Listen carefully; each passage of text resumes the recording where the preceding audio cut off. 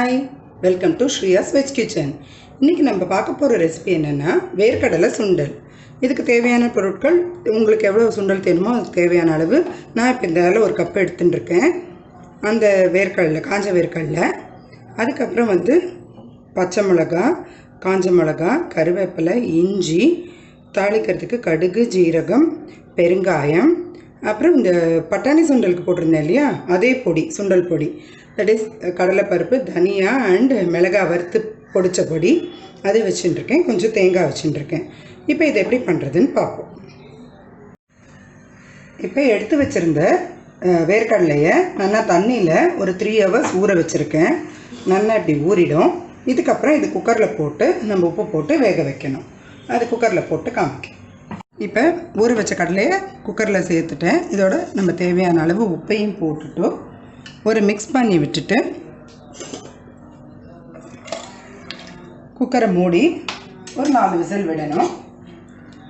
அதுக்கப்புறம் தான் நம்ம தாளிக்கணும். இப்போ எண்ணெய் காய்ச்சி இதில் கடுகு, ஜீரகம் போட்டிருக்கேன். அப்புறம் வத்த மிளகாய், இது எல்லாத்தையுமே போட்டுடலாம். இஞ்சியும் துள்ளி வச்சுருந்தேன், அதையும் போட்டுடலாம்.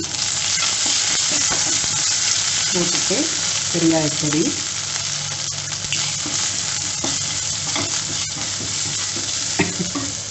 இப்போ வெந்து தண்ணியை வடித்து வச்சுருக்கிற கடலையை சேர்த்துக்கலாம்.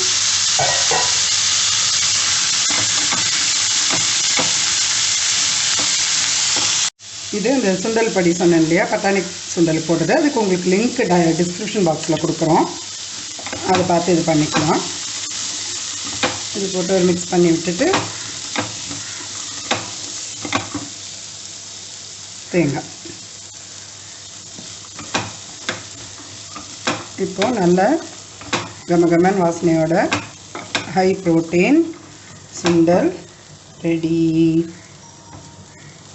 ஆகிடுது. இது அம்பாளுக்கு நைவேத்தியம் பண்ணிவிட்டு நம்ம வரவாளுக்கு கொடுத்துட்டு நம்மள சாப்பிட்லாம்.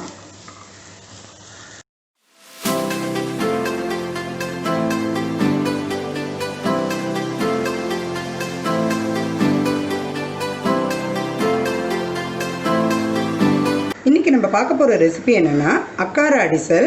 இது நவராத்திரி சமயத்தில் அம்பாளுக்கு பண்ணி நைவேத்தியம் பண்ணால் ரொம்ப விசேஷம்.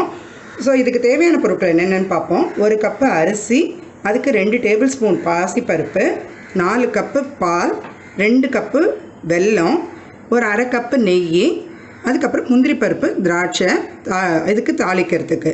இது இப்போ எப்படி பண்ணுறதுன்னு பார்க்கலாம். இப்போ கடாயில் காய வச்சுருக்கேன். கடாயை ஜஸ்ட்டு ட்ரை ரோஸ்ட் பண்ணணும்.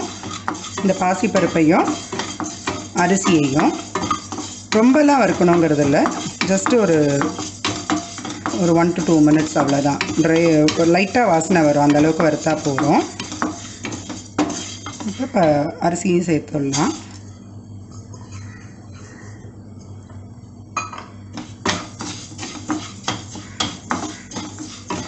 இந்தளவு வறுத்தா போதும். ஆஃப் பண்ணிடுறேன். பண்ணிவிட்டு இதை நம்ம எப்பயும் களையிற மாதிரி களைஞ்சிட்டு அந்த 4 கப்பு பாலையும் விட்டு குக்கரில் வைக்க வேண்டியது தான். காமிக்கிறேன். வறுத்த அரிசியும் பாசிப்பருப்பையும் களைஞ்சிட்டு இதில் வச்சுருக்கேன். இதில் நம்ம எடுத்து வச்ச 4 கப்பு பால் இதை போட்டு குக்கரை மூடி 4 விசில் விட வேண்டியது தான். இப்போ இதுக்குள்ளே நம்ம இதை மாதிரி ஒரு சின்ன தட்டு போட்டுட்டோம்னு வச்சுக்கோங்களேன், அடிப்பிடிக்காமல் இருக்கும். போட்டுட்டு மூடி ஒரு 4 சவுண்டு விட வேண்டியது தான். அது வெந்தப்புறம் எப்படி பண்ணலான்னு பார்ப்போம்.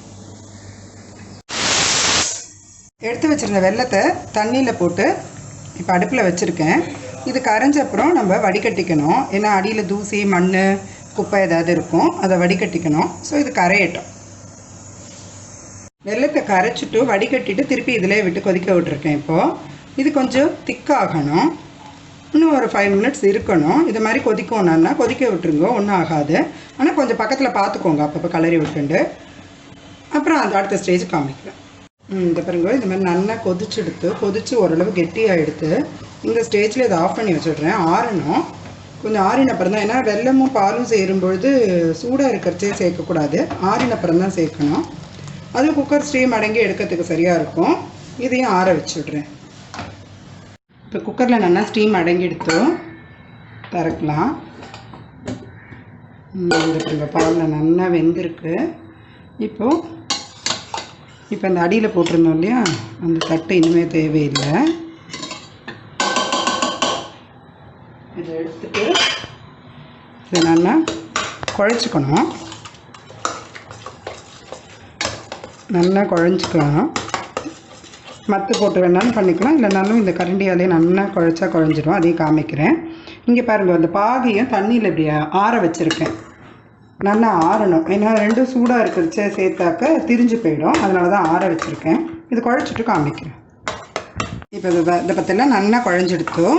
இதில் கொஞ்சோண்டு ஒரு அரை டம்ளர் நான் பால் சேர்த்துட்டேன் திருப்பி, இந்த மாதிரி நல்லா குழச்சிக்கிறதுக்கு. இந்த ஸ்டேஜில் இது ரெண்டுத்தையும் நம்ம சேர்த்துடலாம்.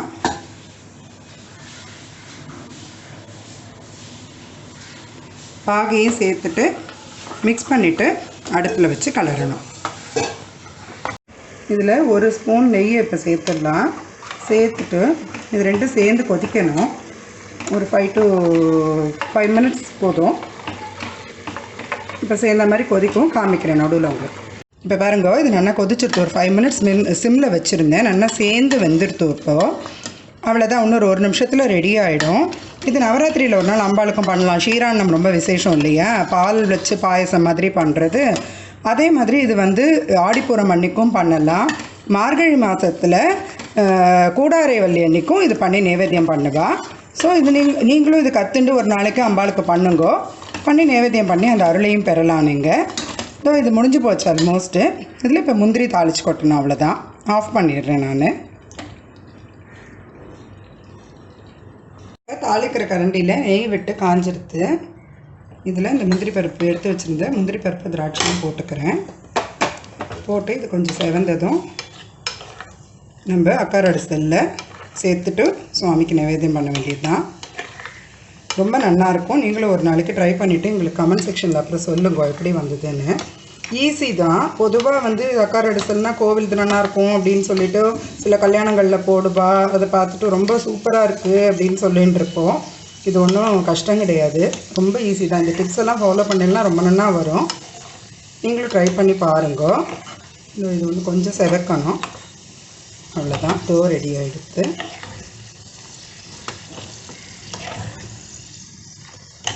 அதை ஆஃப் பண்ணிவிட்டு சேர்த்தோம். மீதி நெய்யையும், இதுக்கு நெய் பால் தான் டேஸ்ட்டு. அவ்வளோதான். இப்போ சர்விங் பவுலுக்கு ட்ரான்ஸ்ஃபர் பண்ண வேண்டியது தான். இப்போ அக்காரவடிசல் அம்பாளுக்கு நைவேத்தியத்துக்கு ரெடி ஆகிடுத்து. எங்கள் வீடியோஸ் உங்களுக்கு பிடிச்சிருந்தா ஷேர் பண்ணுங்க, லைக் பண்ணுங்க, சப்ஸ்கிரைப் பண்ணுங்க, பெல் பட்டனையும் ப்ரெஸ் பண்ணி வச்சுக்கோங்க. அப்போ தான் நோட்டிஃபிகேஷன் உடனுக்குடன் உங்களுக்கு வரும். தேங்க்ஸ் ஃபார் வாட்சிங். ஹாப்பி நவராத்திரி.